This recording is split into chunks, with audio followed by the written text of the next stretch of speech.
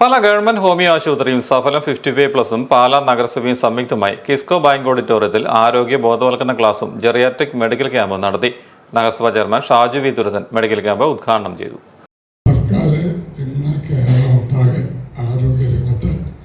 വലിയ വലിയ നേട്ടങ്ങൾ രോഗികൾക്ക് വേണ്ടി ചെയ്യുന്നുണ്ട്. ഹോമിയോ അവിടെ കഴിഞ്ഞ ഒരു 2 മാസമായിട്ട് വിവിധ പ്രദേശങ്ങളിൽ നമ്മൾ മെഡിക്കൽ ക്യാമ്പുകൾ നടത്തുന്നുണ്ട്.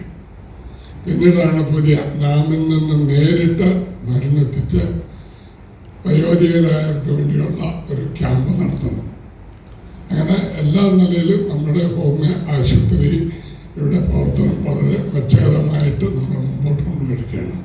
നഗരസഭാ വികസനകാര്യ standing committee chairman Savio Kavakattu അധ്യക്ഷനായിരുന്നു. സഫലം പ്രസിഡന്റ് MS ശശിധരൻ നായർ മുഖ്യപ്രഭാഷണം നടത്തി. ഡോക്ടർ സാജൻ ചെറിയാൻ പദ്ധതി വിശദീകരണം നടത്തി. കൗൺസിലർമാരായ Lissykutty Mathew, Biji Jojo, Annie Bijoy, Safalam secretary DM Abdulla Khan, PS Madhusoodanan, doctor Aswathy B Nair, doctor Karthika Vijayakumar, Manjusha Vijayan, Emilin Aju എന്നിവർ പ്രസംഗിച്ചു. ക്യാമ്പിൽ പങ്കെടുത്തവർക്ക് ആവശ്യമായ മരുന്നുകളും വിതരണം ചെയ്തു.